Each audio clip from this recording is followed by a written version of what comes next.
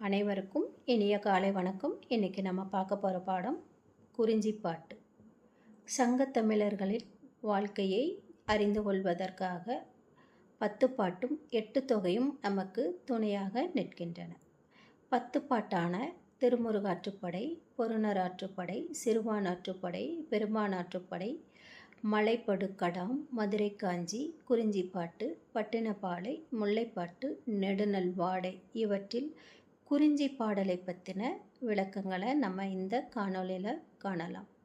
குறிஞ்சிப்பாட்டு பாடியவர் கபிலர். திணை குறிஞ்சி திணை. துறை அறத்தோடு நிற்றல். பாவகை அகவல்பா. மொத்த அடிகள் 261. பிரகத்தன் என்ற ஆரிய மன்னனுக்காக கபிலர் எழுதியதாக குறிஞ்சி பாடல் அமைந்துள்ளது. தமிழர்களின் களவொழுக்கத்தை பற்றியும் கற்பொழுக்கத்தை பற்றியும் விளக்கமாக கூறப்பட்டுள்ள குறிஞ்சி பாடலின் விளக்கமாக இக்காணொளி அமைந்துள்ளது. குறிஞ்சி திணை என்பது இயற்கை புணர்ச்சியை கொண்டு நிகழ்த்துவதாக கூறப்படுகிறது. குறிஞ்சி திணையில் அகத்திணை மிகவும் முக்கிய பங்கு வகிக்கிறது. அகத்திணையில் களவொழுக்கம், கற்பொழுக்கம் என்ற 2 மேன்மையான ஒழுக்கங்களை பற்றி கூறப்பட்டுள்ளது. களவொழுக்கம் என்பது காதலனாக தலைவியும் தலைவனும் காதல் வாழ்க்கையில் ஈடுபட்டு இருப்பது.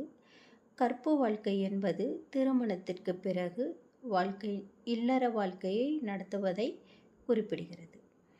இங்கு தலைவி அறத்தோடு நிற்கிறாள். என்ன அறத்தோடு நிற்கிறாள் அப்படின்னு பார்த்தோம்னா,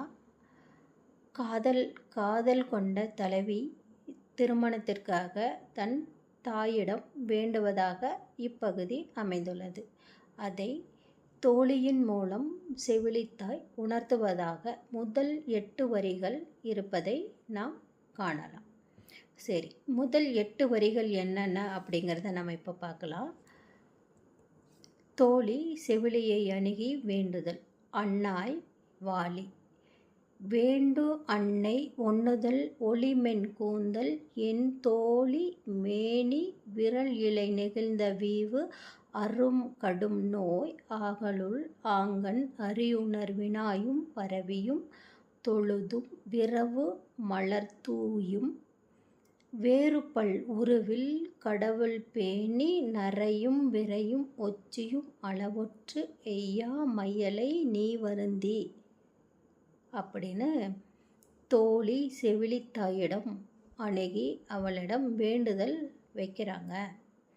தோழி என்ன சொல்கிறாங்கன்னா, தலைவியே, அன்னையே, ஒளி பொருந்திய நெற்றியுடைய தோழி, என் தோழி, அவளுடைய அன்னையே கேள், நான் கூறுவதை கேள்.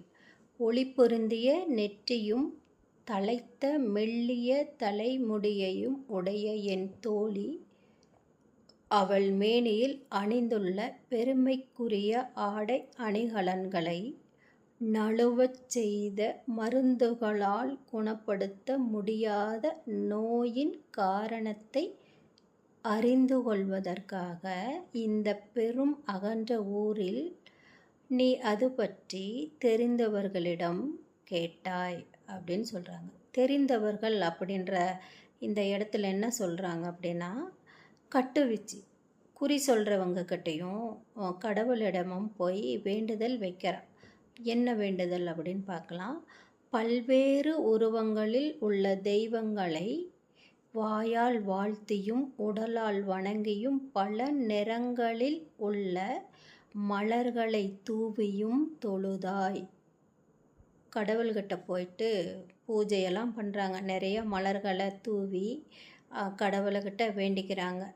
என்னென்னு, இந்த தலைவிக்கு தன் மகளுக்கு உள்ள நோய்களை தீர்க்குமாறு கடவுளிடம் வேண்டுதல் வைக்கிறாங்க. அது எப்படி அப்படின்னா, நறுமணமுள்ள புகையை செலுத்தி நீ வணங்கினாய்.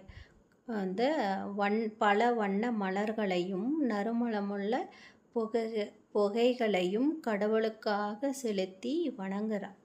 ஆனால் என் தோழி இன்னும் நோயால் வருந்தி வாடுகிறாள் என்று செவிலித்தாயிடம் தோழி கூறுகிறாள். அதாவது கடும் நோயுற்றவள் போல தலைவி இப்பொழுது இருக்கிறாள். அவளோட நோய் தீர்ப்பதற்காக ஊரிலுள்ள அனைவரிடமும் நீ சென்று போய் வேண்டுதல் வைக்கிறா அப்படின்னு சொல்கிறாங்க. ஆனால் இது தவறான செயல் அப்படின்னு செவிலித்தாயிடம் தோழி கூறுகிறாள். தலைவியின் நோயின் காரணத்தை அறியாமல் நீயும் தீராத மனக்கலக்கமுற்று வருந்துகிறாய். இவ்வாறு இருக்கும் மன்னையே, நீ தோழியோட நோய் என்னதென்று அறியாமல் நீயும் மனக்கலக்கத்தில் உள்ளாய் என்று கூறுவதாக மேற்கண்ட வரிகள் அமைந்துள்ளது. மீண்டும் அடுத்த காணொளியில் அடுத்த 4 வரிகளை பற்றின விளக்கம் பார்க்கலாம். நன்றி, வணக்கம்.